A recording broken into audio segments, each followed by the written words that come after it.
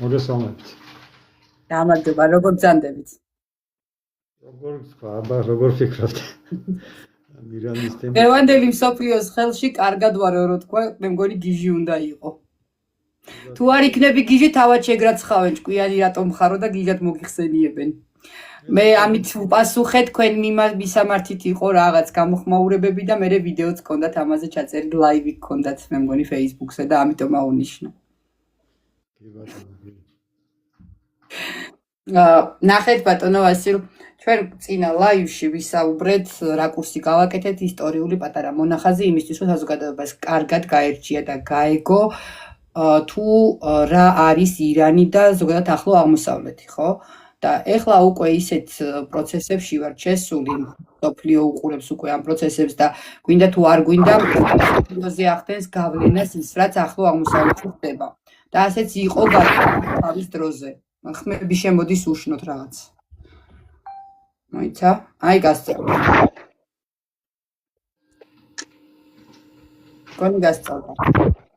მინდა ეხლა თქვენი შეფასება ახლო აღმოსავლეთის თემებზე ვიწვევ ხოლმე სტუმრებს მაქსიმალურად ეს კვირა, იმიტომ რომ აქტუალური მონაკვეთია ეხლა მსოფლიოში.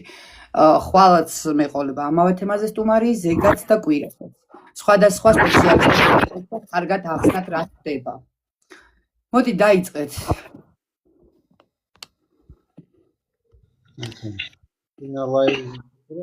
ირანის სახელმწიფოების დახასიათება ბოლო შახის პერიოდიდან დღემდე უკვე ძირითადი საკითხებში გაეცნო და დღევანდელი ვითარებას პირდაპირ გადავიდეთ. მან ახლა ძირითადად ცვლილებებია წინა პერიოდთან შედარებით, იმიტომ რომ დღითიდღე ვითარება იძაბება, იქნება ახალი მიმართულებები, კერძოდ აგერ დილით აზერბაიჯანის ექსკლავზე, ნახიჩევანზე განხორციელებული შეტევა დრონებით. ეს თავისთავად ახალ იმპულსს აძლევს აი ამ კონფლიქტის ირგვლივ შექმნილ ამ ვითარებას. დღეისათვის ვითარება საკმაოდ დაძაბული არის. ამერიკა და ისრაელი ნაგრძელებენ სამხედრო ოპერაციას მიაქვთ იერიში ირანის სამხედრო ობიექტებზე, სამხედრო ბაზებზე, სარაკეტო გამშვებელ პუნქტებზე. მათი განცხადებით განადგურებულია 200-ზე მეტი, ესე იგი, რაკეტის გამშვები პუნქტები, თუმცა პარალელურად რო შევხედოთ ირანის აქტიურობასაც, დიდად არც იკლებს ირანის პასუხი. ირანმა ფაქტიურად ქვეყანა არ დატოვა ახლომდებარე სამეზობლოში, რომლის მიმართ ცოტა გაუშვა რაკეტები ან დრონები. ძირითადი იერიში მიდის ახლომდებარე სახელმწიფოებზე, ქუვეითი, ბაჰრეინი, გაერთიანებულ არაბთა სამიროები, ყატარი, ყველაზე ნაკლებად ჯერჯერობით მოხვდა საუდის არაბეთს და იორდანიას. ჯერჯერობით ასია და შემდეგ რა იქნება ეს უკვე დრო გვიჩვენებს. სამიზნეები ირანის არის, მათი განცხადებებს თუ გადავხედავთ, ის ადგილები, საიდანაც ხორციელდება ირანზე თავდასხმა. ეს არის სამხედრო ბაზები ან სამხედრო პუნქტები, საიდანაც ან სადაზვერვო პუნქტები, სადაც მიმდინარეობს გეგმის შემუშავება ირანზე თავდასხმისა, ან უშუალოდ ის ობიექტები, საიდანაც ხორციელდება ირანის მიმართულებით ეს შეტევები. ნახიჩევანს რაც შეეხება, ახლა იქ ერთი დრონი ჩამოვარდა რომელიღაც სოფლთან მდებარე თქვა ახლო მდებარე სკოლასთან და მეორე თვით აეროპორტში, ნახიჩევანის აეროპორტში. თვითონ აეროპორტი ახლა სტრატეგიული დანიშნულებასაა თავისთავად. და გამომდინარე იქიდან რომ ირანთან უკაცრავად აზერბაიჯანთან პირდაპირ სახმელეთო კავშირი არ აქვს ამ ექსკლავს აზერბაიჯანის ტერიტორიას, გარე სამყაროთან დასაკავშირებლად ნახიჩევანის ამ ავტონომიურ რესპუბლიკას რჩება მხოლოდ თურქეთთან სახმელეთო გზა 19 თუ რამდენიმე კილომეტრია თურქეთთან აკავშირებს. ანუ ფაქტიურად ბლოკადაშია მოქცეული გამომდინარე იქიდან რომ ასეთი რთული სიტუაცია შეიქმნა. თავის მხრივ აქ ორი გამომრიცხავის განცხადება გავრცელდა და რაც ახლა საინტერესო იქნება მაყურებლებისთვის, ახლა ირანის საგარეო საქმეთა სამინისტრო, რომელიც პირველი გამოეხმაურა ამას, აზერბაიჯანის, თქვათ, იმაზე მკაცრ ნოტაზე, რაც აი ამ ძალიან დიდ ბოდიშს გიხდი, არ ვიცი ქაღალდის ჭრაჭუნის რაღაცის უშნოდ ხმა შემოდის და შენი საუბარი მომენტებში იკარგება ხოლმე და არ ვიცი რა ხმა მაქედან შემოდის, იმიტომ რომ მე მიკროფონი გათიშული მაქვს და მაყურებელმა კარგად სმენა რო შეძლოს, ეს უნდა მოვჭრას სრულად და დადო არც გაწყვეტინებ კითხვასაც არ გისვავ შეგნებულად, იმიტომ რომ ზუსტად ვიცი რომ დინამიურად მიყვები და არ მინდა რომ ხელი შეგეშალოს. ბატონო, აი ეს ნახოთ აბა თუ გასავდება. თიცამით. კი შეწყვეტე. თიცამით. ეხლა ერთი წამით. არა უშავს, გაგიჩავ რამოდენიმე წუთი მიკროფონს მაშინ და გაესწორეთ, კარგით. ბოდიშს გიხდით მაყურებელს, ვიცი რომ გულის ყურით უსმენთ თქვენს ჩემს ზავით ხართ. ვზივარ პატარა ბავშვით და usmeni, იმიტომ რომ ძალიან საინტერესო ხსნის ბატონი ვასილი ამ პროცესებს. თვითონ მცოდნია, ახლო აღმოსავლეთის სიღრმისეულად წლების განმავლობაში იკვლევს და ამიტომ მისთვის ძალიან მარტივია ეხლა გაარჩიოს რა რისთვის ხდება და რატომ. ბოდიშს გიხდი რომ შეგაწყვეტინეთ და განვაგრძოთ. ესე იგი აქ ორი საინტერესო მომენტია. პირველი თავისთავად აზერბაიჯანის მკაცრ ნოტაზე იმ თავდასხმაზე რაც ნახიჩევანში გახორციელდა, დაიბარეს ირანის ელჩი აზერბაიჯანში, გადასცეს მას ეს აზერბაიჯანის წუხელი, ამას თავისთავად გამოეხმაურა თურქეთი, აზერბაიჯანის მთავარი რეგიონალური მოკავშირე და ირანის მხრიდან. აი საინტერესო არის და ეს შეიძლება ბევრ რამეზეც მეტყველებს და ბევრი რამის ახსნა შეიძლება შემდგომ განვითარებულ მოვლენებზე. კერძოდ, ირანის საგარეო საქმეთა სამინისტრო გამოეხმაურა, რომ ირანის მხრიდან ნახიჩევანის მიმართულებით არანაირი სარაკეტო ან დრონების გაშვება არ მომხდარა. შემდეგ უკვე გუშაკთა კორპუსთან დაახლოებული სოციალურ ქსელები მან დაადასტუროს, რომ მათ გაუშვეს ეს დრონები. და აქ ახლა რა გამოდის, რომ არსებობს ორი პარალელური ხელისუფლება. ან ირანის საგარეო საქმეთა სამინისტრო საერთოდ მოწყვეტილია სამხედრო გადაწყვეტილების მიღების კუთხით. ან გასაგებია სამხედრო სტრუქტურა არის საგარეო საქმეთა სამინისტრო, მაგრამ ერთიანი სახელმწიფო სტრუქტურა ხო არის ყველაფერი, მით უმეტეს ამ ძიმე ვითარებაში, ხო? ყველა უნდა ემსახურებოდეს ეროვნული უსაფრთხოების დაცვის კონცეფციას. ნუ ასია ყველა სახელმწიფოში, ხო? რაც პრეზიდენტი ან უზენაესი ლიდერი შემდეგ მაღალი რანგის გენერლები რაც ასახადებენ, მაგ განცხადებების ირგვლივ უნდა ტრიალებდეს საგარეო საქმეთა მინისტრის განცხადებებიც, მაგრამ ასეთი ურთიერთ გამომრიცხავი რამოდენიმე საათის განმავლობაში, რომ ჯერ საგარეო საქმეთა სამინისტრომ უარყო, რომ მსგავსი რამ განხორციელდა და რაც კიდევ დამატებით მოკვლევა საჭიროებს და პარალელურად უკვე ვრცელდება გუშაკთა კორპუსთან დაახლოებული სოციალურ ქსელებიდან, რომ მათ განახორციელეს ეს. ეს იმაზე მეტყველებს, რომ უკვე რეალური ძალაუფლება ირანში აი ამ საბრძოლო მოქმედების პერიოდში გადასულია გუშაკთა კორპუსის ხელში. ნუ ეს ისედაც მანამდეც ასე იყო, იმიტომ რომ ირანის სტრუქტურა ისეა მოწყობილი, ქვეყანას მართავენ სასულიერო პირები და მათთან დაკავშირებული გუშაკთა კორპუსი. გუშაკთა კორპუსი არის პრეტორიანული გვარდია, უხეშად რო თქვა ახლა. ვინც არის ის რა არის პრეტორიანული გვარდია, შეიძლება დაგუგლონ და ნახან ისტორიულ ექსკურსს. ანუ პირადი გვარდია არის აიათოლების, რომლებიც შექმნეს არმიის საპირწონედ. რეგულარული ჯარი არის უკანა პლანზე გადაწეული, რომელიც რევოლუციის ბოლო წუთამდე შახის დამხობამდე მისი ერთგული იყო.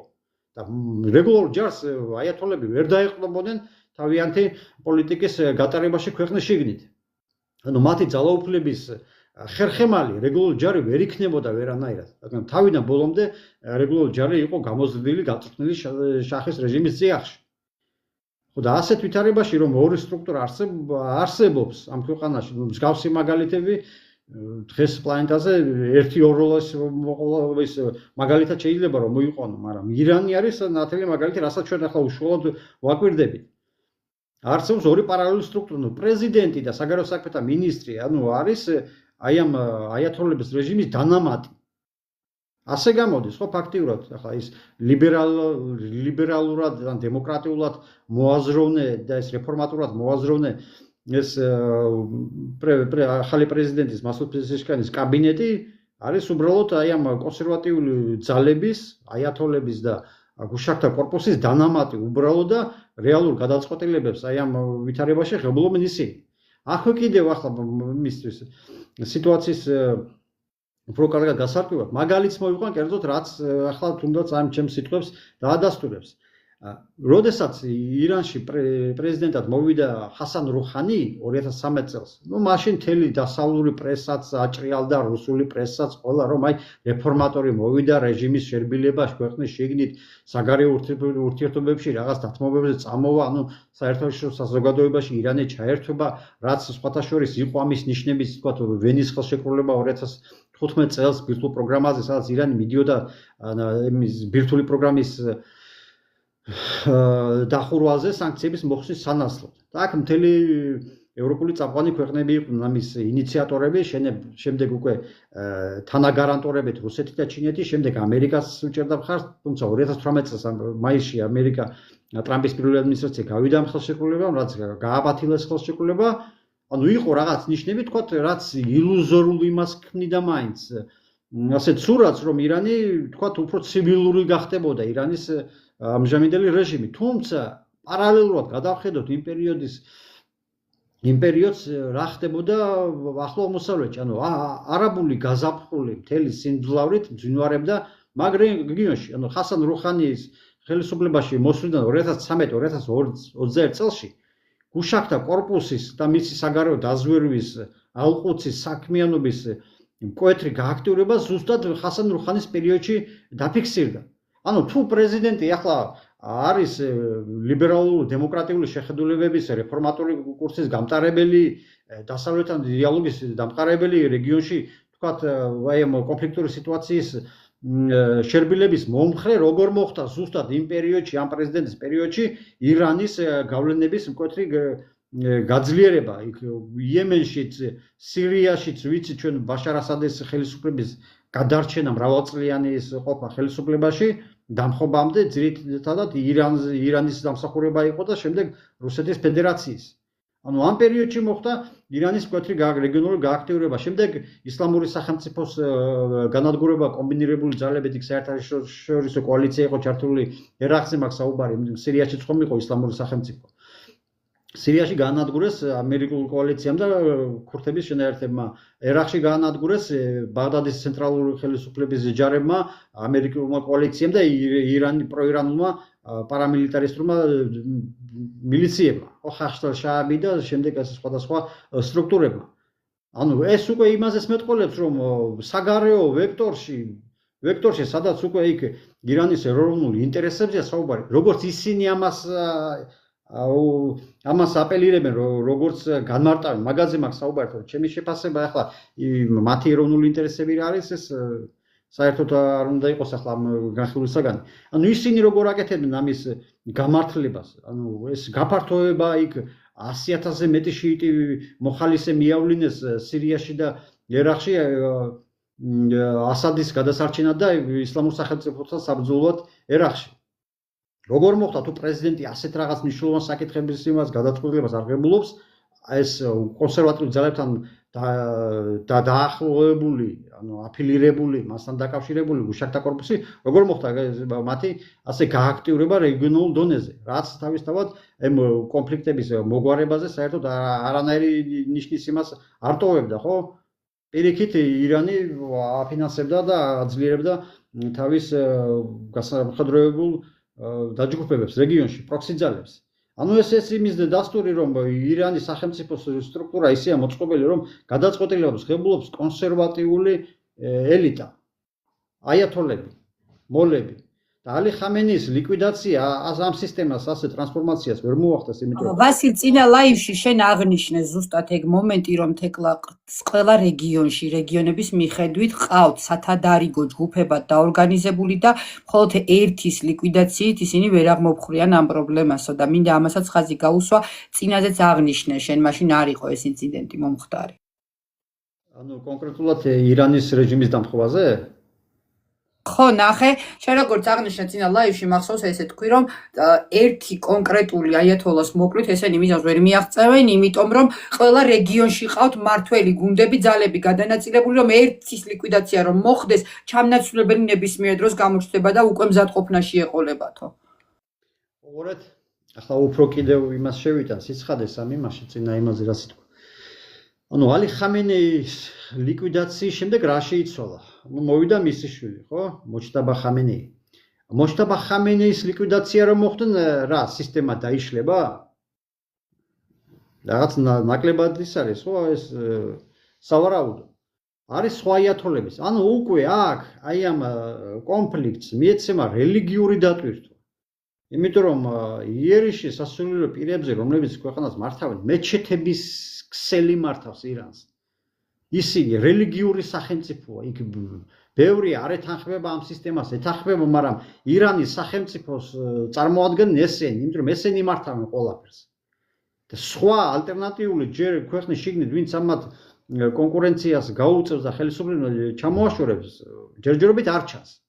თან ამ პერიოდში როგორც იქნა ჯერ თავიდანვე განცხადებული, რომ ეს დარტყმები და სამხედრო პოლიტიკური ხელმძღვანელების ლიკვიდაცია წაახალისებს შიდა საპროტესტო გამოსვლებს. ვერ ხედავ ვერანაირ გამოსვლებს.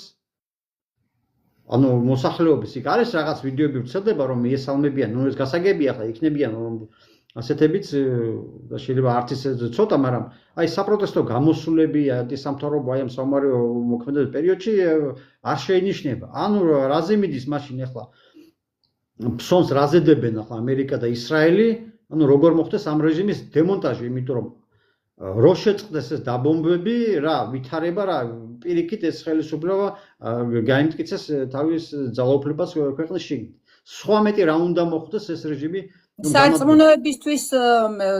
სარწმუნოებისთვის მოკლულის სურათი შეიქმნება უფრო და პირიქით უფრო აიწევს საპროტესტო ტალღა, როდესაც სულიერი მამა მოუკლეს, მათთვის იგივეა რაც მართლმადიდებელი ქრისტიანისთვის პატრიარქი რომ მოუკლა, ღმერთმა ყველა დაიფაროს, მაგრამ ეს იგივეა მუსლიმური სამყაროსთვის, როგორც მართლმადიდებელს პატრიარქი რომ მოუკლან, ხო? და ეს ხო საპროტესტო ტალღას უფრო ასწევს საზოგადოებაში და წამებულის სურათი შეიქმნება. ჩვენთან აქ ახლა რაც სოციალურს ვაკვირდები, ანუ წარმოუდგენა დიდწილად, წარმოუდგენა არ აქვს რა ტიპის სახელმწიფო ირანი. ანუ რაც მათთვის მიუღებელი, ახლა ქართველი ახლა თეოკრატიულ რეჟიმს არ დათანხმდება, ხო, გასაგებია.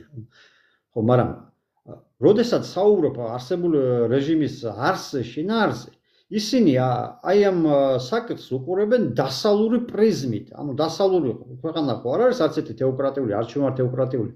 და ხალხს მობეზრდა, ახალგაზრდებს მობეზრდა, ეს ჯერ არავინ არ იცის ვის რა მობეზრდა. იმიტომ რა ფსიქოლოგია მუშავდება, როგორ ხდება მაგის ტრანსფორმაცია, როდესაც უკვე ქვეყანას ბომბავენ. ხო, აქ უკვე ეს არავინ არ იცის. როგორ ხდება ადამიანის ეს ფსიქოლოგიური და აღქმა. ერთია შენ პრეტენზიები გქონდეს შენი ხელისუფლების მიმართ და მეორეა მიესალმებოდე ქვეყნის განადგურებას ფაქტიურად, ხო, ინფრასტრუქტურის და მრავალი მსხვერპლიც მოყვა, ხო, ამ დაბომბვებს. ერთი ეს მეორე საკითხია ახლა, ხო, მნიშვნელოვანი. და აი ეს უბრალოდ აი ამ წრიდან უყურებენ, რომ ეს ხელისუფლება არ არის პოპულარული. თუ არ არის პოპულარული, როგორ მართავენ მაშინ ირანს დღემდე? კითხვა იყო ვასილ კომენტარში და არ მინდა ეს კითხვაც გამომრჩეს. ბატონი გიორგი გვეკითხება ესეთ რამეს, უკაცრავად ქალბატონ თეკლა კითხვა მაქვს სტუმართან, პაკისტანის როლს სახედავს დღევანდელ ომთან დაკავშირებით, იქნება ესეც აგვიხსნასო. მომენტებში კითხვებსაც რაღაც საინტერესო შეკითხვებს გაგიჟღერებთ. იმასაც უნდა გავცეთ პასუხი, იმიტომ რომ ახლა ყველა ადამიანს თვალყურს ყველას აინტერესებს და ჩვენთან ახლა იმდენად ურთიერთ გამომრიცხავი ინფორმაცია ვრცელდება და ეს გასაგებიც არის და ყველას მაინც ახლა საყურადღებოდ ახლა ისედაც ეცოდინება ბევრს, მაგრამ მაინც გავიმეორებ, რომ როგორც ირანის მხრიდან ხდება რაღაც სასაული დეზინფორმაცია, ისე ხდება მეორე მხრიდანაც დეზინფორმაცია. ანუ შუალედი სად როგორ დაიჭირო, ნუ საკმაოდ ძნელია და ამიტომ ყოველთვის იკითხეთ წყარო და გადაამოწოთ. ბოლო-ბოლო ხელოვნური ინტელექტს კითხეთ, რამდენი ის არის, ხო? თუ შეცდა სხვა ხელოვნური ინტელექტს კითხეთ, უშუალოდ წყარო მიგითითო.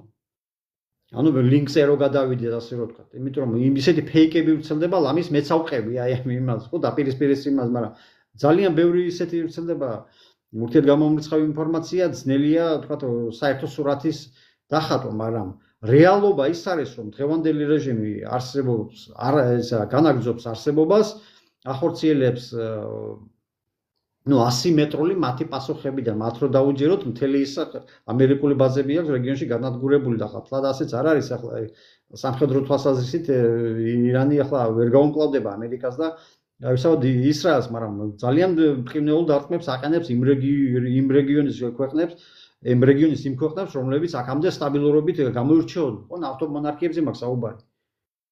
ხო, ფაქტობრივად შეჩერდა მათი მხრიდან ახლა დუბაი, ხო, ყველასთვის ცნობილი, ხო, ხაბი ეს ბიზნესის სად დუბაიში ახლა დარტყმული ვიღაცის ფანატიკოსი თუ ჩავა, ხო, ექსტრემალი, ვინც რაღაც ამ საომარი მოქმედებების დროს რაღაც ისეთ მიიღებს, ხო, განცდებს სიამოვნებას. ასეთები ერთეულებია, ხო, ანუ შეჩერდა ფაქტიურად, ხო, ეს მათი სტაბილურობა დამოკიდებულია, თქვათ, ირანის კეთილნებაზე და თქვათ, მეორე მხარის მზაობაზე შეაჩეროს ეს შეტევები ირანზე. მე ვფიქრობ არ შეაჩერებენ, იმიტომ რომ კაფეოდ არის გაცხადებული ამ რეჟიმის დემონტაჟი, მაგრამ ჩემი მხრიდან მე როგორც ირანს ვიკლებ მრავალი წელია, ამ რეჟიმს ვერ დაამხობენ, იმიტომ რომ ერთადერთი შიიტური სახელმწიფოა დედამიწაზე. არის სახელმწიფოები, სადაც შიიტები უმრავლესობა არიან. ერაყი, ბაჰრეინი, აზერბაიჯანი, მაგრამ აზერბაიჯანი მკვეთრად სეკულარული სახელმწიფოა, იქ რელიგიური მას დიდი გავლენები არ აქვს. ბაჰრეინს მართავს სუნიტური უმცირესობა, დინასტია. ერაყში შიიტებს, რელიგიურ პირებს დიდი გავლენა აქვს სახელმწიფოზე, მაგრამ თვითონ თეოკრატიული სახელმწიფო არ არის, ანუ რელიგიური არ არის. ხო, პაკისტანის იმაზე ახლა იქ რო ახსენოთ, იქ მოკლე იმას ვიტყვი ახლა. პაკისტანი 240 მილიონს გადასცა მოსახლეობა და აქედან 40 მილიონზე მეტი შიიტია. ხო, ანუ მისი ქუვეითის მოსახლეობის 35 შიიტია. საუდის არაბეთის ყველაზე დიდი პროვინცია, რომელიც სპარსეთის ყურეს ესაზღვრება, ეშ-შარქიას პროვინცია, მან თუ არ ვცდები 90%-მდე მოსახლეობა არის შიიტი და საუდის არაბეთის ნავთობგადამუშავებელი ქარხნების 80% ზუსტად ეშ-შარქიაზე მოდის. ანუ ირანის თეოკრატიულ ამ შიიტურ სახელმწიფოს დაცემა თუ უწერია, მაშინ უნდა დასვა კითხვა, რას მოიმოქმედებენ ეს შიიტური თემები, რომლებიც ირანს უყურებენ როგორც ფარველს და დამცველს. იმიტომ რომ ისტორიულად თუ გადავხედოთ სუნიტების და შიიტების ურთიერთობა, ეს იყო დაუნდობელი ბრძოლა ჯერ კიდევ მოციქულ მუჰამედის პერიოდიდან, როდესაც გაიყო მემკვიდრეობის თემაზე ვინ იქნებოდა მოციქულ მუჰამედის მემკვიდრე. და აქედან მოდის მათი ეს განხეთქილება და ზუსტად მაგიტომ აღნიშნო, რომ რელიგიური მიეცემა ამ ომს ხასიათი. რომ 1-20 აიათოლას ლიკვიდაცია არაფერს არ შეეძლოს, 10,000 მოლა ირანში. და შეიძლება რიგითი ირანელი, რომელიც საერთოდ არ ლოცულობდა დღეში 5-ჯერ, ეს გახდეს მისთვის რაღაცა თქვათ პატრიოტიზმის გაღუვების ის საბაბი, როგორც irán-ერაყის ომის დროს მოხდა. არ იყვნენ სულაც iránელები თქვათ ფანატიკურით, მაგრამ მოლებმა დარაზმეს მილიონობით iránელი და ეგერ მილიონამდე iránელი დაიღუპა irán-ერაყის ომის დროს. ხო, ეს მომენტი ახლა ხო არ არის ჩამოსაწერი და ახლა როცა საუბრობთ ირანის რეჟიმზე, ეს გასათვალისწინებელია. მაგრამ ახლა თეოკრატიულ რეჟიმში მე პირადად არ ვისურვებდი ცხოვრებას და პაკისტანის იმაზე ახლა მოკლედ. პაკისტანი დაინტერესებულია ირანის სტაბილურობით. გამომდინარე იქიდან, რომ ირანის პროვინცია ბელუჯისტანი უშუალოდ ესაზღვრება პაკისტანის ბელუჯისტანს, ყველაზე დიდი პროვინცია პაკისტანის იმაში შემადგენლობაში და საკმაოდ ფეთქებადი. ესენი არიან ირანული ხალხები, სუნიტები, დაუმორჩილებელი ასეთი მებრძოლი ტომები და ირანის დასვლის შემთხვევაში ეს ავტომატურად აისახება პაკისტანის შიდა უსაფრთხოებას და პაკისტანი ერთადერთი მუსლიმური სახელმწიფოა, რომელსაც გააჩნია ბირთვული ბომბი. და ინდოეთისთვის რა იქნება? ახლა თქვენ როგორ ფიქრობთ, ირანი თუ დაიშალა და ეს ბელუჯისტანი ავტომატურად თავისთავად გამოიყოფა, გახდება თუ არა ეს საკმაოდ ძლიერი ბერკეტი, ინსტრუმენტი პაკისტანზე ზეწოლისთვის, რომელსაც პაკისტანის და ინდოეთის ამ გაყოფიდან, ხო, 47 წელს ბრიტანეთის ის რო დაეცა კოლონია. აი იმ პერიოდიდან რომ ომობდნენ, არაერთი ომი ჰქონდათ მაგათ.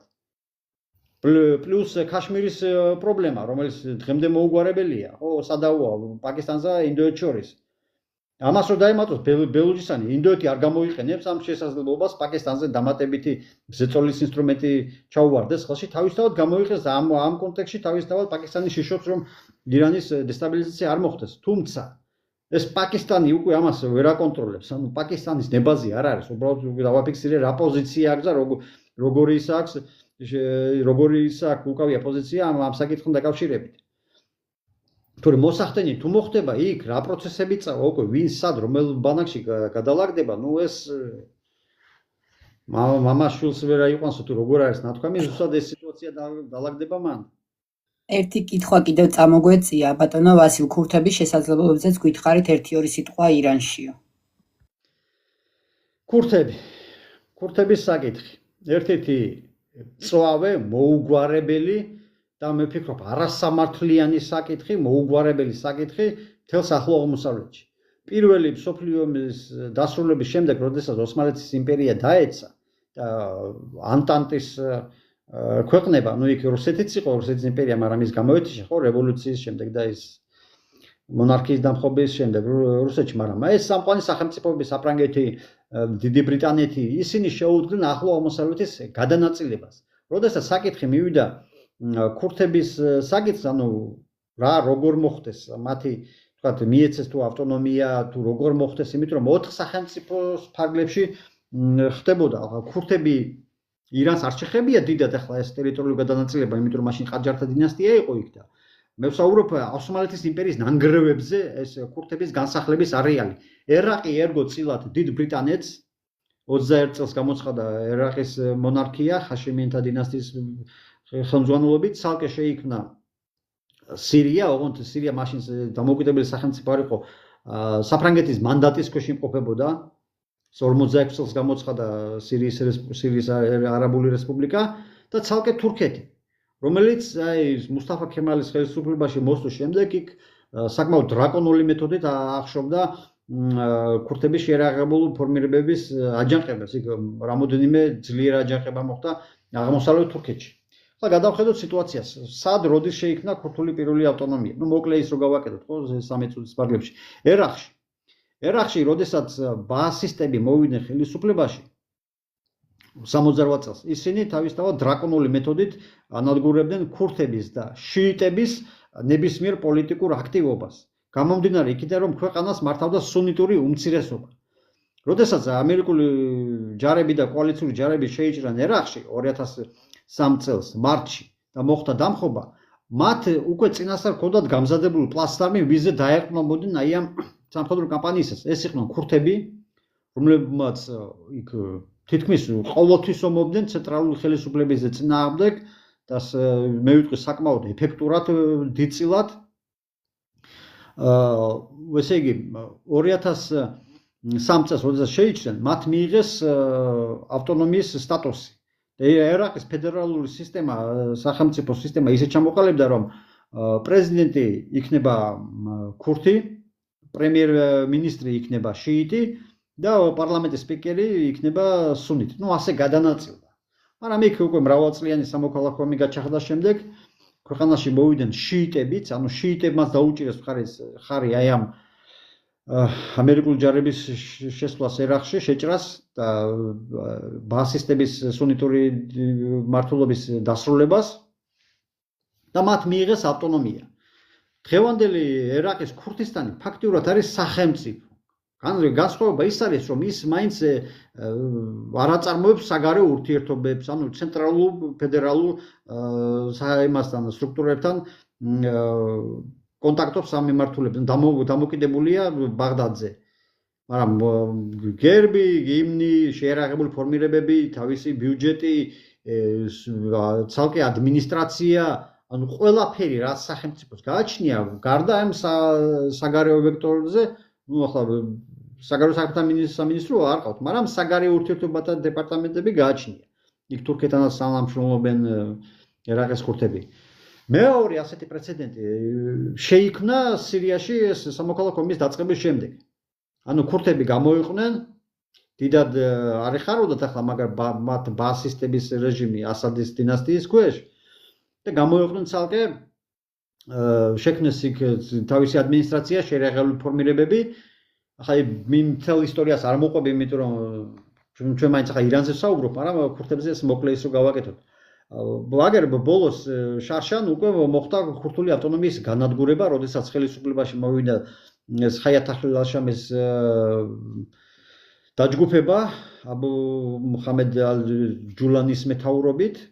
აჰმედ ალ-შარა დღეს არის წოდებული, შეიცვალა ეს სახელი, იმიჯი გაუმჯობესა, შარვა კოსტუმი ჩაიცვა, წვერები ცოტა მოიწესრიგა, თუმცა არ გაიპარსა. დემოკრატიული გახდა, მაგრამ ქვეყნის შიგნით მაინც დრაკონული მეთოდებით მართავს. შეუძლებელია სხვაგვარად ახლო მოსავლეთში მართვა. გაანადგურეს ეს ქურთული ავტონომია. ამერიკა არ ჩაერთო თავისთავად, იმიტომ რომ იქ თურქეთის ინტერესებიც იყო, თურქეთი ძლიერ ურტყამდა ქურთებს, იმიტომ რომ სირიელი ქურთების ეს ავტონომიური წარმონაქმნის სირიის ტერიტორიაზე გახდა ერთგვარი ბაზა თურქეთში მცხოვრები ქურთებისთვის და მან მოქმედი ქურთისტანის მუშათა პარტიის მებრძოლებისთვის. და თავისთავად სირიელი ქურთების გასამხედროებელი სტრუქტურები გაიგივებული იყო თურქეთისთვის აი ამ ქურთისტანის მუშათა პარტიასთან. ახლა თვითონ ეს PKK წოდებული, ხო, მოკლედ რო თქვა, ქურთისტანის მუშათა პარტია. ის კი გაუქმებულად გამოცხადა შარშან. მაგრამ გაუქმებამდე ხო თანამშრომლობდნენ, ხო გადადიოდნენ მებრძოლები, ხო, ერთმანეთს მხარს ხო უჭერდნენ. აქედან გამომდინარე თურქეთის ეროვნული ინტერესებისთვის ეს ეროვნული საფრთხეებისთვის დიდი საფრთხე შემცვლელი იყო. მაგრამ სირიაში თუ გაანადგურეს, ერაყში ხო შენარჩუნებულია. ეხლა ირანის შემთხვევაში ამ ქურთების ისევ გააქტიურება ისევ დიდი თავსატეხი გახდება თურქეთისთვის. და აქ თურქეთს უკვე გეგმა შემუშავებული, რომ თუ მოხდა ირანის დესტაბილიზაცია, ის რამოდენიმე ათეული კილომეტრით შევა უშუალოდ ირანის ტერიტორიაზე. იმიტომ რომ ზუსტად მანდარის ეს განლაგება და სადაო ტერიტორია, რომელსაც ქურთებს უჭირათ თვალი ირან-თურქეთის საზღვარზე, რაც შემდეგ უკვე იმასთან ერაყთანაც აკავშირებს. და თავისთავად ისევ ხელახლად გაუჩნდება თურქეთს თავსატეხი ამ საკითხის მიმართ, იმიტომ რომ თუ ირანში შეიქმნა, აგერ სირიაში გაანადგურებინა, ერაყში კაი ჯანდაბას თქვა თვალი დახუჭა და იქ არაერთხელ განუხორციელებია თურქეთს სამხედრო ოპერაცია, რომ თურქეთიდან გადასული ეს ქურთი მებრძოლები გაენიტრაბლინა ერაყის ტერიტორიაზე, სადაც მათ ბაზები ჰქონდათ. მაგრამ თუ ერაყის შემთხვევაში ეს რაღაც მაინც შეთანხმება არსებობს მათ შორის, სირიაში გაანადგურებინეს და ახლა ირანში რო შეიქმნას, კვლავ ახალი იმპულსი იქნება თურქეთის იმპულსი იქნება ქურთული მოძრაობისთვის, დამოუკიდებლობისთვის. ხო, ისევ ხელახალ დიდ იმპულსს მისცემს. თუმცა აქ იგი აღსანიშნავია, რომ ირანის ქურთების შემთხვევაში მან როგორც ასეთი დრაკონული მეთოდებით, როგორც ახლა თვითონ ის ბასისტები მართავდნენ ერაყში და როგორ აღშურდნენ ქურთების წინააღმდეგობას, ასეთი რაღაც ირანში არ მოხდა. უბრალოდ იყო პრეცედენტი, აგერ საბჭოთა და ბრიტანული ჯარები რო შევიდნენ 50 წელს და 46 წელს, როდესაც უკვე ვალდებულებდა გაიყვანთ ეს ჯარები, საბჭოთა ჯარებმა გასვლის წინ დატოვეს ორი ავტონომიური წარმონაქმნი, ეს აზერბაიჯანის დემოკრატიული რესპუბლიკა და ქურთების მეხაბადის რესპუბლიკა. დამოუკიდებლობის. მაშინ მოხდა ამ საკითხზე განეიტრალება, შახის ჯარებმა ეს წარმონაქმნი გაანადგურეს, მაგრამ მეხსიერებაში ხო დარჩა. ახალი გეოპოლიტიკური ვითარება რო შეიქმნა აგერ რეგიონში, კვლავ ეს საკითხი წამოიწია.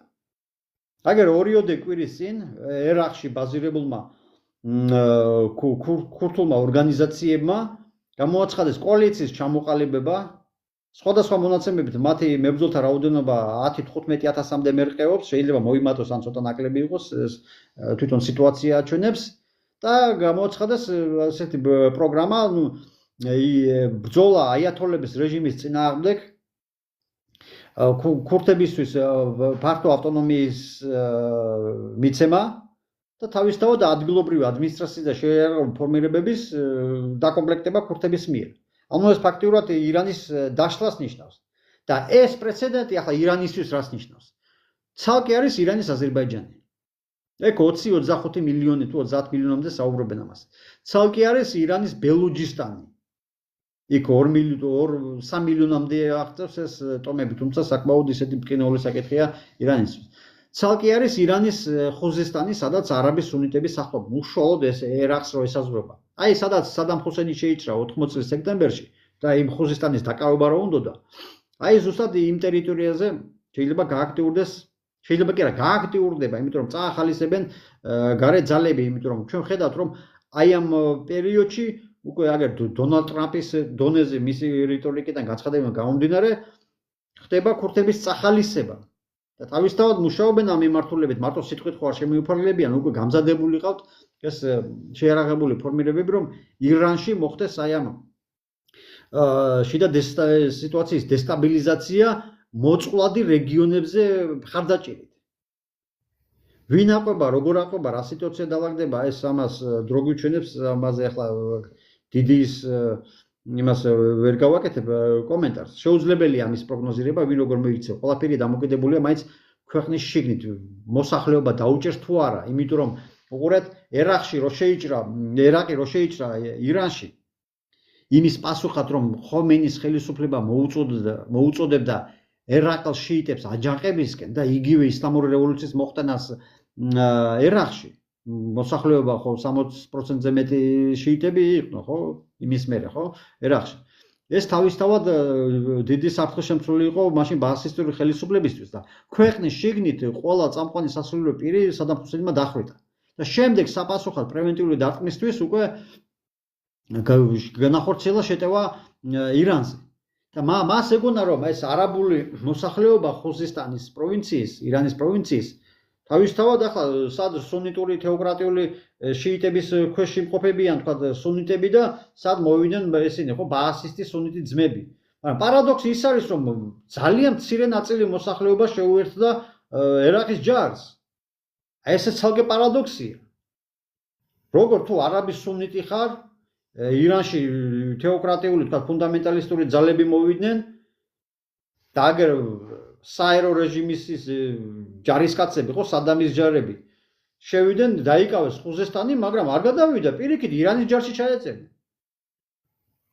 ანუ რასთან გვაქვს მაშინ საქმე ხო საინტერესოა ხო ამ ასეთი პარადოქსებითა ახლა მოსწავლეთი მოცულილი და ამიტომ ვიძახი რომ ეს პროგნოზების გაკეთება ქურთების ახლა ეს გააქტიურებაზე შეიარაღებული ფორმირებების მოსახლეობა როგორ მოიქცევა იმაზეა დამოკიდებული მაგრამ ქურთები ვერ შექმნიან ამის ვერ დაამხობენ იმას არსებულ რეჟიმს მაგრამ დიდ პრობლემას შეუქმნიან როგორც მოხდა სხვათა შორის 79 წელს მე ამაზე ვრცელი სტატია მაქვს გამოქვეყნებული აი ვიკიპედიაზე რო ნახავთ ნუ რუსულადაა თავისთავად ეს 79 წელს მარტში ირანის ქურთისტანში მოხდა დიდი აჯანყება რომელიც 83 წლამდე გაგრძელდა შახი რო დაამხეს მათ იხელთა სიტუაცია და გარე მხარდაჭერის მიღებით ცდილობდნენ აი ამ იმიდან ირანის შემადგენლობიდან გამოყოფას და ავტონომიის შექმნას ჩაახსოვს მაშინ ეს ქურთების შეიარაღებული აჯანყება იქ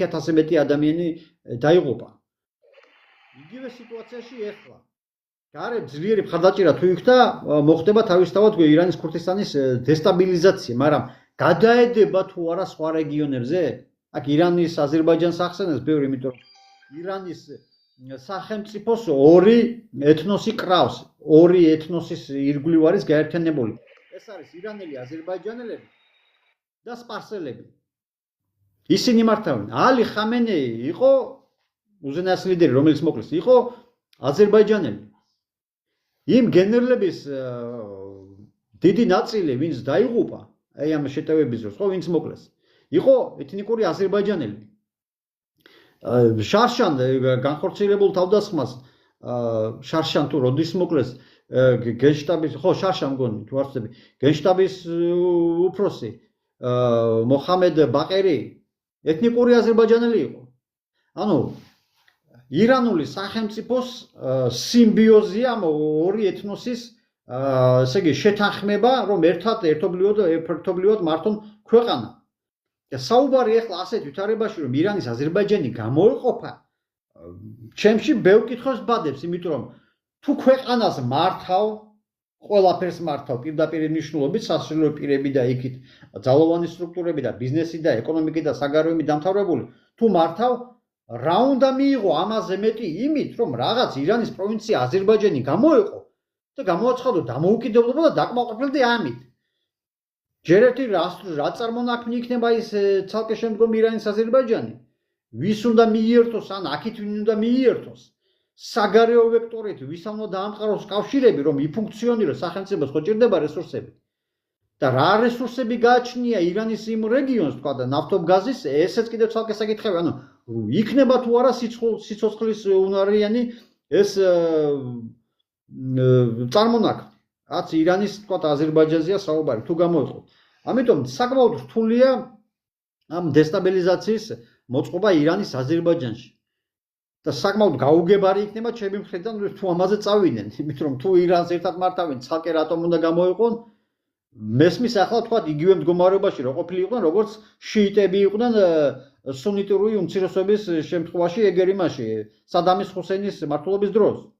იმიტომ ძლიერ ჩაგრავდა იქ გენოციდის ტოლფასამდე იყო, თქვა აჯანყებების და მთელი რიგი ესეთი საპროტესტო აქციების ჩახშობის ისინი, ხო?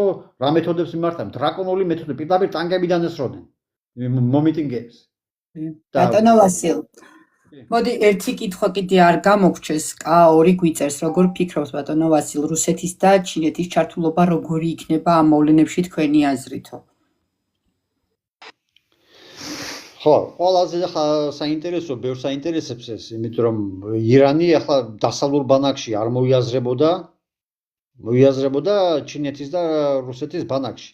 იქ რუსეთთან მთელი რიგი სტრატეგიული ხელშეკრულების გაფორმები, ჩინეთთან სტრატეგიული თანამშრომლობით, ძირითადად ეკონომიკურ სფეროში, ირანის ნავთობის 90%-ს ჩინეთი ყიდულობდა, ну ეხლა შეუძლებელია ხო ამ ომის ვითარებიდან გამომდინარე. ამ კონტექსტში თავისთავად ძლიერი დარტყმა რუსეთისთვისაც და ჩინეთისთვისაც ირანის გამოთიშვა. ну დაშლა ხო თავისთავად ეს კატასტროფული იქნება, იმიტომ რომ ფაქტიურად იბლოკება ეს ჩინეთის ეს მეგა პროექტი, ხო, ერთი გზა და ერთი სარტყელი, ხო, ეს ირანის გავლით ეს იკეტება, იქ ჩაბახარის პორტის გავლით, რუსეთის ეს პროექტი, სავაჭრო პროექტი, ჩრდილოეთ სამხრეთ დერეფანი, ну უშუალოდ ირანზე გადიოდა, შემდეგ უკვე იქით ინდოეთის ოკეანეში გადიოდა, თავისთავად ეს პროექტი იბლოკება. გამოვარდნილია ხო ამ კონტექსტიდან. ასეთ ვითარებაში ბევრს უჩნდება კითხვა, ღია ჩაერთვებიან თუ არა ომში ჩინეთი და რუსეთი. არ ჩაერთვებიან ღიად, არც ერთი არ ჩაერთვება, არ ხდება ასე ღიად ჩართვა. უფრო აქ შეიძლება ვივარაუდოთ ისიც, რომ სადაზვერვო ინფორმაციის გაცვლით და იარაღის მიწოდების კუთხით შეიძლება ვთქვათ თავი შეიწუხონ. რუსეთის საგარეო საქმეთა მინისტრმა ლავროვმა განაცხადა, რომ ჩვენ ირანს შეერაღებას არ ვაწვდითო, რადგან სათანადოდ ხომნა ირანის მხრიდან არ წამოსულა. ერთი რომც წამოსულიყო, ახლა მაგი ამას არ იტყოდა, მაგრამ თავისთავად ვფიქრობ რაღაც გარკვეული თანამშრომლობა და კომუნიკაცია ამ შემთხვევაში იქნება, იმიტომ რომ ახლა ირანიც ისე არ ძის, იმიტომ რომ მისი რესურსებიც ახლა ულევი არ არის სამხედრო თვალსაზრისით. და ჩვენ ხედავთ, რომ ირანის ცაზე ფაქტიურად ბატონობენ, ხო, ამერიკულ-ისრაელური ავიაცია.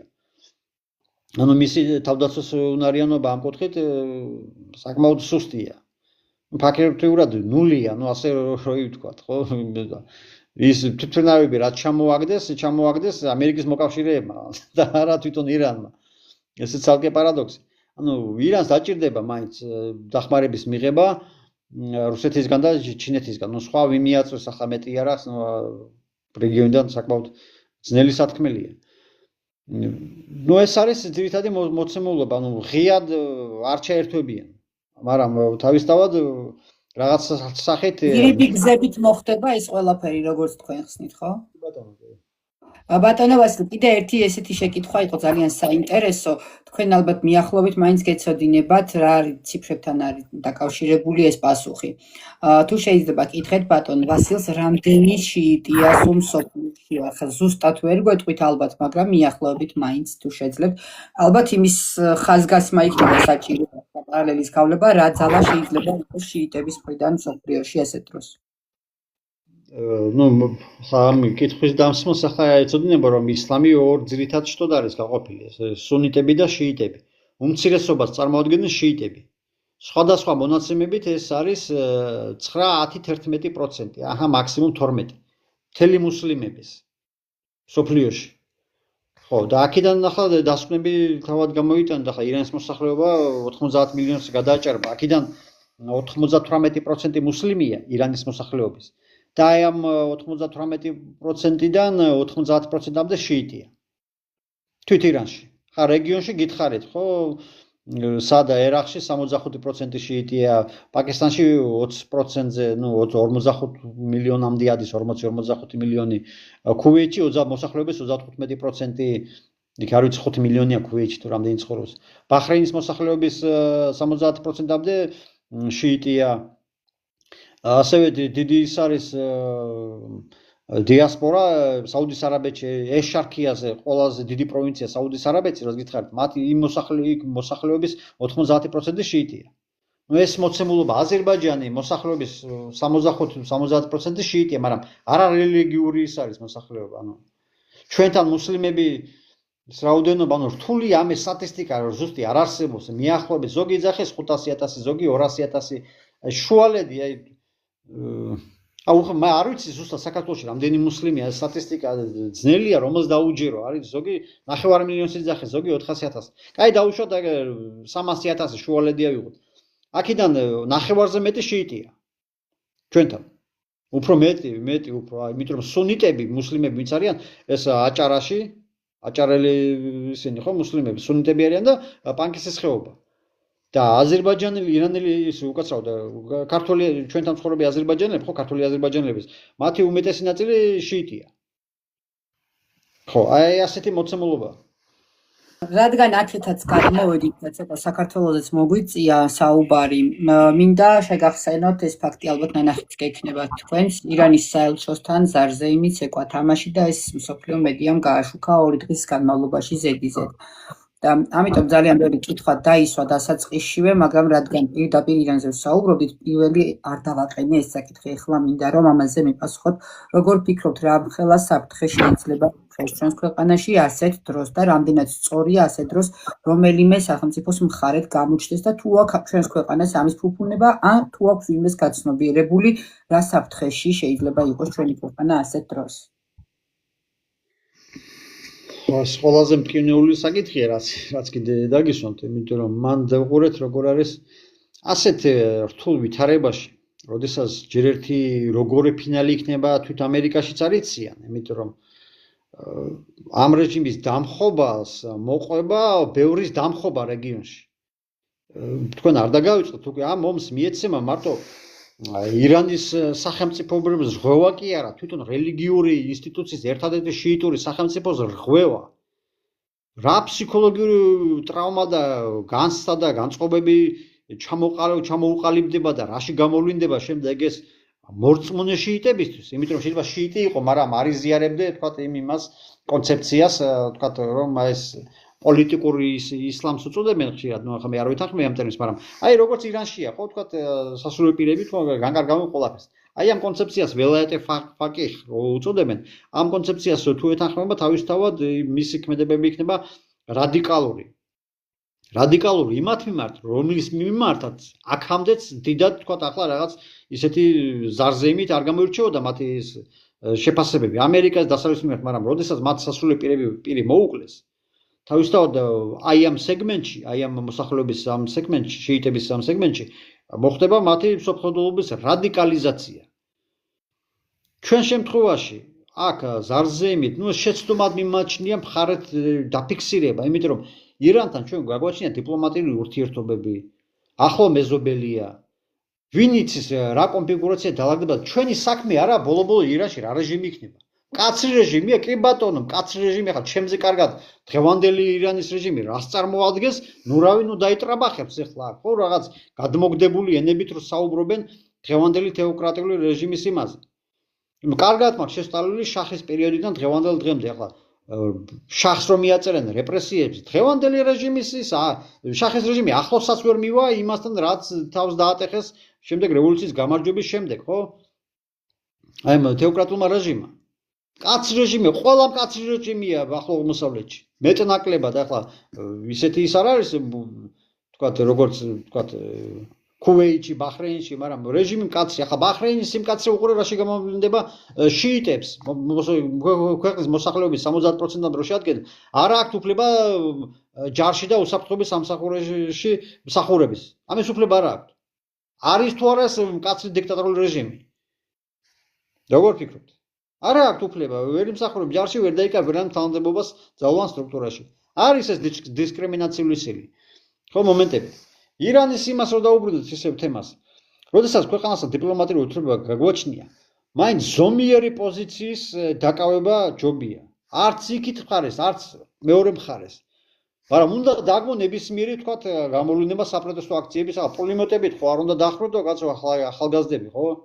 ნუ ესეც რაღაც ეს ერთვის ახლა მოსავლეთის სპეციფიკას. ხდება ასეთი რაღაცები რა. ქართული ამას ვერ ახსნის, თავისთავად ვერ დაუჭერს ახლა. მე გუწევად გითხრა უფრო იმ საფრთხის მეშინია ვასილ, როდესაც უკვე ერის მამა მოუკლეს ამ ხალხს და როგორც ვიცით, შიიტებს ესე ჯიჰადი ახასიათებთ, მაგრამ 40 დღე იცდიან და 40 ანუ გლოვა ქვეყანაში გამოცხადებული 40 დღე და შესაძლო რა საფრთხეები შეიძლება იყოს მე უკვე სოფლიოსთვის, როცა უკვე ჯიჰადის განხორციელებაზე გადავლენ, აი მაგნაწილშიც მინდა ილაპარაკო, შენ როგორ ფიქრობ, როგორი ფსიქიკის მატარებელი ხალხია მაგ კუთხით? ვერ ახლა ამ იმაზე ვიტყვი რომ ეს ჩვენ პოზიცია როგორი უნდა გქონდეს, ხო? თავისთავად მიუღებელი ახლა დემონსტრაციების ასე ის ხო ჩახშობა, რაც ვიხილეთ ახლა არაერთი კადრი და ძალიან სამწუხარო ასეთი საკითხები უნდა დაგმო თავისთავად. მაგრამ შენ სახელმწიფო მხარე რო დაიჭირო რომ ირანის რეჟიმის დამხობისკენ მოუწოდე რაღაც ბაზა შექმნა, მე მგონი ეს ხალხი ცოტა ან ვერ არის თავის იმაზე, ხო, ჯანზე და ან ვაფშე მოსაშორებელია საერთოდ საზოგადოებრივ იმას, სოციქსელებს. იმიტომ რომ მსგავსი მოწოდებები ახლა ჩვენთანაც ცხოვრობენ შიიტები კაც. მათთვის ის ალი ხამენე იყო სულიერი ლიდერი. გაბედოს ახლა რომელიმე და იმ შიიტ აზერბაიჯანელს ვინც აქ ცხოვრობს, სახეში უთხრას ის, რასაც სოციოლოგ შეიარჩელებენ. გაბედოს შეეხოს მათ იმას და უთხრას პირადად ვერც ერთი ვერ ეტყვის. სოციოლოგიაში მაგარი რაც გინდათ ისწერეთ კაცო. მაგრამ ისლამს რო ეხებით ცოტა თხილად უნდა იყოთ ხალხო. ვახსოვთ ხო იმაზე მუჰამედ მოციქული მუჰამედის კარიკატურებზე რეები დატრიალდა ყურანის დაწვაზე. ისლამს რო ეხებით თქვენ პირად ჯერ ერთი პირად ცხოვრებას ხო საფრთხეს უქმნით და შემდეგ სხვებსაც. თან აი ასეთი გაურკვეველი სოფლიოში მორღეული უსაფრთხოების სისტემის პირობებში ვინ როგორ გაათამაშებს ამას და გამოიყენებს რა არ აქვს აქ სხვადასხვა ქვეყნებს ინტერესები რუსეთს, ჩინეთს, ირანს, თურქეთს, ევროპულ ქვეყნებს, ამერიკას არ აქვს როგორ შეიძლება ეს შემოგიტრიალდეს შემდეგ და გაუჭიროებელს იჭირებენ ასეთი იმით ხო გასაგებია რომ არ ემხრობი ამ რეჟიმს ახლა მოსაწონი რეჟიმი თეოკრატიული ნუ გასაგებია არ ეთხრობ მაგრამ ამ სახით ახლა ისლამს ისე ნუ შეეხებით რომ ეს შემდეგ უკვე წინ დახვდეს საქართველოსაც ძალიან თხილი მოპყრობა გჭირდება ამ კუთხით ეხლა იმ საკითხს აგერ რას ვთქვით თავისთავად ეს მე როგორც აღნიშნე არსად არ წავა ეს დაილექება და ეს აუცილებლად იპოვის თავის გამოვლენებას უარყოფითი ფორმით სხვადასხვა მიმართულებებით. იმიტომ რომ ვითარება უფრო დაიძაბება. ირანი თქვათ რომც წავიდეს რაღაც დათმობებზე და შეწყდეს თავდასხმები. ის შემდგარი ფაქტი რომ მათი სასულიერო პირი სამხედრო პოლიტიკური ხელმძღვანელობა გაუნადგურე ეს ირანელებს მეხსიერებაში დარჩებათ. ირანი არ არის გუშინ წინ შექმნილი სახელმწიფო იმპერიულად მოაზროვნე ხალხია. ისტორიულად ასე იყო. სხვადასხვა დინასტიების ქვეშ. ამიტომ ეს რადიკალური დამოუკიდებლობა დასავლეთისმა და ის უნდობლობა გაათმაგდა აი ამ შეტევების შემდეგ. და თავისთავად ეს საკითხს ვერ მოაგვარებს. რა მოკლეს ალი ხამენი და რა შეიცვალა. კონკრეტულად რა შეიცვალა. არაფერი. რა შეიცვალა, რთულდება ვითარება.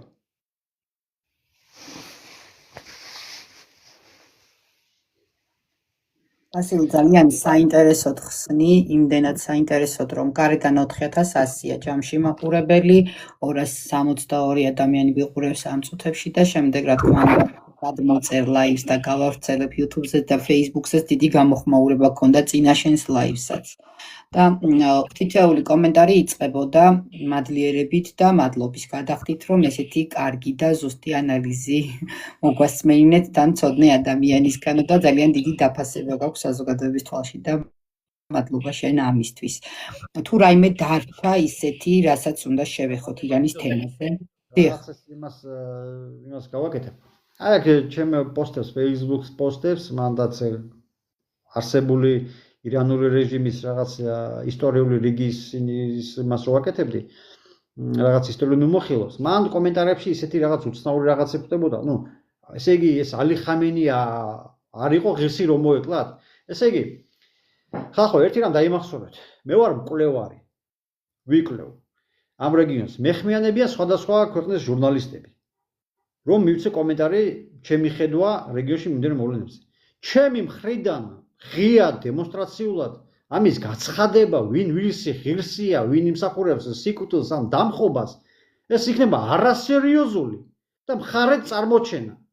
და ირანის შემთხვევაში ასეთი პოზიცია თუ დავაფიქსირე, სხვა ვინც სხვაგვარად ფიქრობს იმ საკითხისადმი, რაც მე ახლა ღია თქვა, რომ ეს ღირსია ეს რეჟიმი დაემხოს, სხვა ვინც სხვაგვარად კითხობს, ის არ ჩამეკითხება სხვა საკითხებში და რომ ჩამეკითხოს ვერ მიიღებს კომპეტენტური მას, ვერ ენდობა ჩემ პასუხს, იმიტომ რომ მისი გადმოსახედიდან მე ვიყავი სუბიექტური და ტენდენციური იმ საკითხისადმი, რომლისთვის მაგისთვის მნიშვნელოვანია.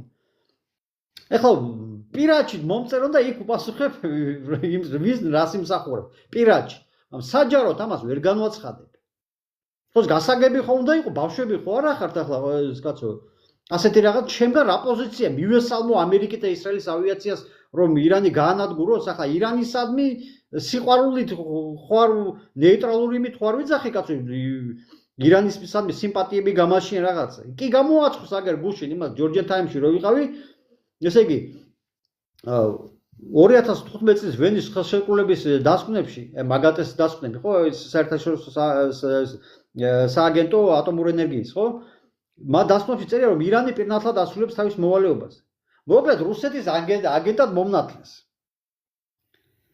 ანუ ბიჭო, ნახე ეგ მომენტი, ნახე და ძალიან ვიცი. მარტივი რაღაცა, ახლა არ ვიტყვი იმ სიტყვას, ვერ ვაკადრებ თქვენთვის, მაგრამ მარტივი რაღაცა, ადამიანი რაღაცას რო იძახეს. ხელოვნური ინტელექტს მაინც კითხეთ, ეს ინფორმაცია სწორია, თუ სწორია, ჩამიგდე ამის წყარო.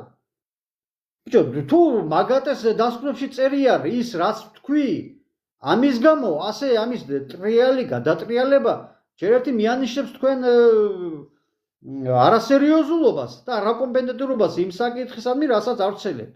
ახლა ეს იმაზე საუბრობ, რომ როგორ შეიძლება მე იმ ადამიანის დაჯერება, ვინც ასეთ რაღაცებს ატრიალებს, ხო, კონტექსტი და მოწყვეტილს და იგივე იქნება ჩემ შემთხვევაში, იმიტომ რომ მე რო ჩემი რეალური პოზიცია დავაფიქსირო, არასერიოზულად მიმიღეს მთელი რიგი რეგიონული გამოცემა.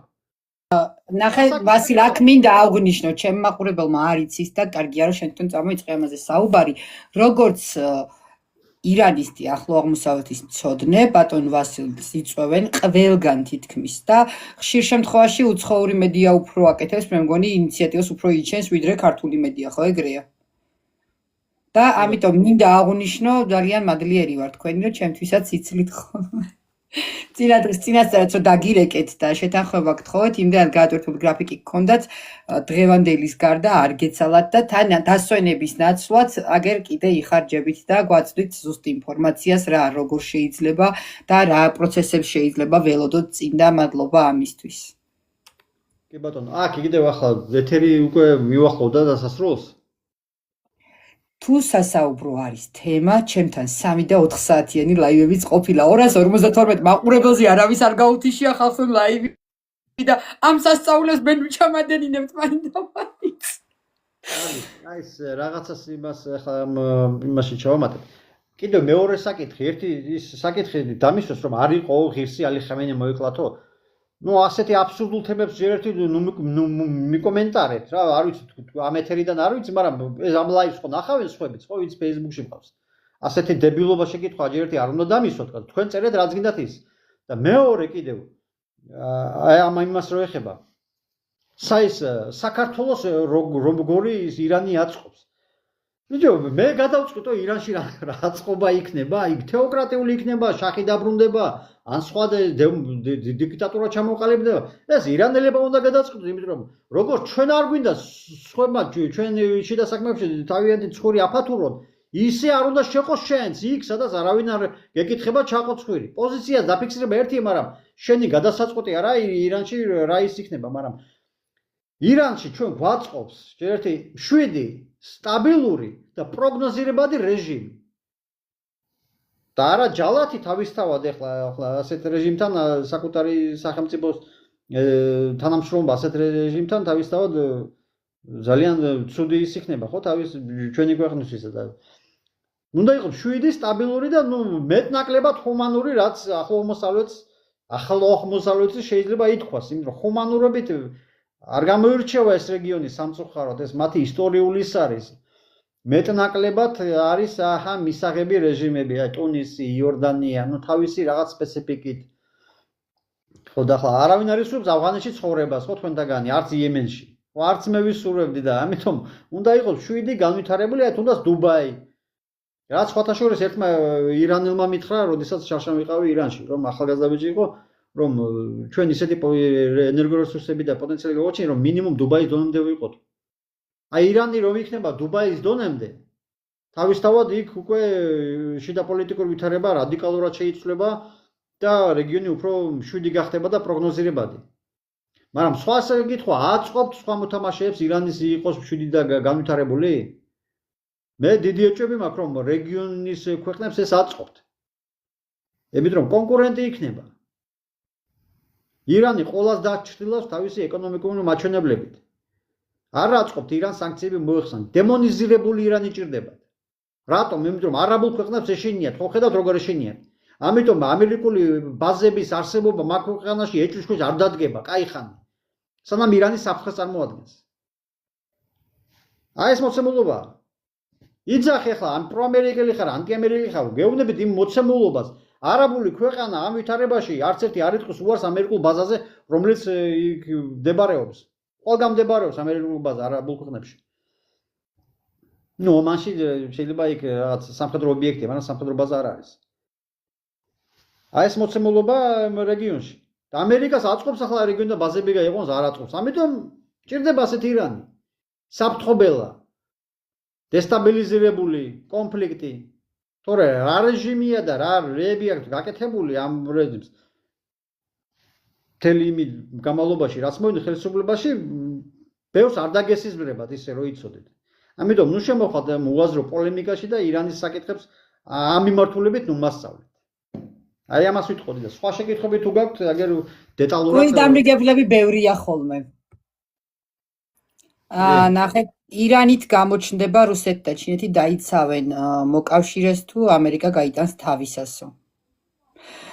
ისლამურ ბანკინგზე კითხეო, დამიწერეს კომენტარში, ბატონო მალხას აინტერესებს თქვენი მხრიდან რა სიტყვით ამ თემაზე. გაცავთ რა ისლამურ ბანკინგზე ხო, ისლამურ ბანკინგზე კითხეო, ალბათ საბანკო სექტორზე, ბატონო მალხას დამიკონკრეტეთ რა შეკითხვა. თუ გნებავთ, თუ შეგიძლიათ და მოგიხერხდებათ კითხვის დასასმელად ამობრძად. თუ კამერის ჩართვა არ არის აუცილებლობა. ჩემი ინფორმაციით ის მკაცრად იკრძალება პროცენტების გადახდევინებაო იქო. საბანკო სისტემა თუ იცით რა სიტუაცია აქვს. კი, ანუ არაბულ ქვეყნებში ეს საბანკო იმაში, ანუ პროცენტის გაცემა აკრძალულია. 20%-ით გაცემა. მე ვახშეობა ხო საერთოდ ისჯება მკაცრად. ჩვენთან ეკლესიურად სულიერების კუთხით რო გავხედოთ, ეგ არის უდიდესი ცოდვა, მაგრამ ჩვენთან არის ყველაზე მეტად დაშვებული და კი ბატონო. ხო აქვე კიდევ იმას შეიძლება ვისაც დაინტერესებს Facebook-ზე შემეხმიანონ პირად შეტყობინებაში ან რომელიმე, ჯობია პირადში. მე ვნახავ მაგი იქ სპამში გააგზავნე შეტყობინებს, მაგრამ წიგნი ირანის შახზე ქართულად ვისაც აინტერესებს. შემიძლია გაუგზავნო, იმიტომ რომ დღევანდელი ისლამური რესპუბლიკის ამ აიათოლების რეჟიმის არსის გაგება შეუძლებელია თუ არ იცით წინა ისტორია. და სულ იქნებით მუდმივ აი ამ გაურკვევლობაში, რასაც ახლა ვაწყდებით სოციალურ ქსელებში. ავი თუ მოგწონთ ამ ასეთი გაუგებარი იმაში საინფორმაციო იმაზე დეზინფორმაციის იმაში ყოფა, ანუ აზიარეთ ეს ფეიკები და იყავით, იხარეთ, იბედნიერეთ და თუ რეალურის გაწყობთ ვითარება ირანის შემთხვევაში შეგიძლიათ მომწერო და გაგიგზავნოთ უფასოდ. რასილ რა მინდა კიდე კითხო, აი ატომთან დაკავშირებით დაისვა ატომ და შეჯახებასთან დაკავშირებით თუ მოხდება მსგავსი რაიმე საფრთხეები, ატომური საფრთხე თუ არსებობსო, რაღაც გაჟღერდაო ბოლო დღეების განმავლობაში, რომ შესაძლოა ეს საფრთხე დადგეს მსოფლიოს წინაშე და თუ მოიაზრებ ამ ყველაფერს მაინტერესებს. ანუ ბირთვული ბომბი ვინვის უნდა დაარტყას? თუ ბირთვული თუ გააქტიურდება და თუ მოხდება საერთოდ ამ ახლო აღმოსავლეთის შეტაკებების პერიოდში თუ მოხდება ამის გამოყენება, ამის საფრთხე თუ არსებობს, საზოგადოებას ეს აინტერესებს უფრო. მოდით იცი როგორ ვიტყვი, ჩვენ ბოლო პერიოდში, აი ჩვენ ვართ უშუალოდ ამის მომსწრეები. სოფლიო რო შეშლილია და ფლაჭყუაზე არ არის, ამას ვატყობთ. აქედან გამომდინარე იმის მტკიცება, რომ ეს შეუძლებელია, მე ვერ ვიტყვი, იმიტომ რომ ამის ალბათობაც რაღაც პროცენტი, 1% მაინც უნდა დატოვო. იმიტომ რომ გაჭედილი აქვს სოფლიო მმართველებს, გინდ რუსეთი, გინდ იქით ამერიკა, ამერიკა საერთოდ თავის პოტენციურ მოკავშირეებზე ევროპულ ქვეყნებს იმათ ურტყამს, აქეთ ფაქტიურად ირანზე დაარტყმით რუსებს, იმას კოჭებს უგორებს უკრაინის მიმართულებით, იმიტომ რომ ევროპის ეკონომიკა ენერგოსექტორი მათი დიდწილად მიმულია ახლო აღმოსავლეთზე. საიდან მოიტანენ ნავთობგაზს? საიდან? ნიგერიიდან? მანდ ჯერ ესეთი ძალიან შორია. მეორე ყველა ვერ აითვისებს იმ ბაზარს. და ამიტომ არსებული არხები, რაც დღეს აქვს დალაგებული ყატარის გაზიდან. პირველ ადგილზეა მგონი თუ არსები ყატარი ნავთობიანი გაზის მარაგებით. ეს პირდაპირ ურტყამს მის ენერგეტიკულ იმაზე. ამიტომ ახლო აღმოსავლეთის დესტაბილიზაცია ხო ევროპასაც ურტყამს. ხო, ჰორმუზის სრუტის ეს ჩაკეტვა, აქეთ ხუსიტებმაც რო გააქტიურდნენ უფრო მეტი და წითელი ზღვის ჩაკეტვა, ხო საერთოდ კატასტროფა. ხო და ასეთი კონფლიქტები, ნუ როგორ უნდა შეიძლება ახლა ეს აფსახოთ. იქნება გაჭედოს რომელიღაცა და დაარტყას ვინმეს. რაღაც მინი ბირთვული ბომბი. ან იმას ჩლოიემენს ხუსიტებს გლიჯოს, ხუთებს. გამორიცხავთ? სიტუაციაში ვერაფერს ვერ გამორიცხავთ. რეალურად ურანის გამდიდრება მიზეზი იყო, ბატონი მალხაზი გვიწერს და სიონისტები მაინც დაარტყავდნენ ირანს, ეს საბაბი იყო და მე მგონი რომ აქაც სიმართლესთან გვაქვს. სულაც არ იყო აქ ურანის გამდიდრების საფრთხე, მაგრამ სექტორზე ვერ გეტყვი მეგობარო, ირანის საბანკო სექტორი არ მაქვს შესწავლილი, 28% იღებენ და არ გამიგია ახლა ასეთი ჰიპერინფლაციის და ეკონომიკური იმის ფონზე 28%-ს თუ იღებენ, ვერ გეტყვით. უფრო აი ამ პოლიტიკურ, გეოპოლიტიკურ საკითხში თუ ჩამეკითხებით, მაგაზე გაგცემთ პასუხს. მე მინდა მადლობა გითხრა სტუმრობისთვის, საინტერესო საუბრისთვის, იმისთვის რომ დრო გამოძებნე და ჩემს აუდიტორიასაც შენი ინფორმაცია მიაწოდე, ის რასაც ამ დღეების განმავლობაში ერთმა ადამიანმა ადგე და ბევრ რაღაცას მოედო რთულია და როდესაც შენაირი ადამიანები გვყავს, შენობიძე ვარ გადმოსული შინაურულად, შემიძლია ხო მე სტუმროს და იმან სიღრმისეულად გაშალოს რაღაც თემები, ძალიან საინტერესოა და მადლიერი ვარ ამისთვის, რომ დროს მithმობ. დაგემშვიდობები, მე მგონი კითხვებიც არ არის, მადლობებს გიხდიან კომენტარებში. მადლობა ბატონო მალხაზ თქვენს, რო გვიყურებთ და დახმარებისთვის უღრმესი მადლობა შევამჩნიე კომენტარებში. ისეთი ამბავი იყო ატეხილი თავიდან პიკზე რო ავიდა, რაოდენობა ხალხის კომენტარებს ჭირდებოდა გამკლავება და ერთი ტელეფონით მე ვიყავი, ერთით მეგობარი და ერთით ბატონი მალხაზი გვეხმარებოდა ქვემოდან და რო არ აღნიშნო არ შეიძლება. მოდერატორობაში ზედმეტები იშლებოდა, ჩემთან ხო ცენზურაზე მაქვს უგართულება და შვიდობიან საღამოს გისურვებ, შვიდობიან მსოფლიოში გაღვიძებას და დიდი მადლობა ამ უსერიოზულესი ანალიზისთვის, რა თქმა უნდა, გავავრცელებ ამ ყველაფერს უკვე მოვჭრი, როგორც კი დავასრულეთ. დროებით დაგემშვიდობებით. მშვიდობას გისურვებთ ყველას. აი ხარ.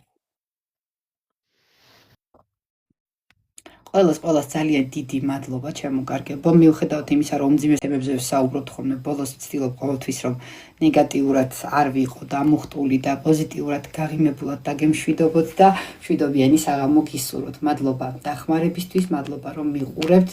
თქვენ რომ არ იყოთ ეს რაოდენობა, ჩემს არსებობას ეხა ამ სივრცეში აზრი არ ექნებოდა სიმართლე რო გითხრათ და ძალიან მადლიერი ვარ იმისთვის რომ ალაიქებთ, გაზიარებაშიც მეხმარებით, საკომენტარეთ და ასე შემდეგ.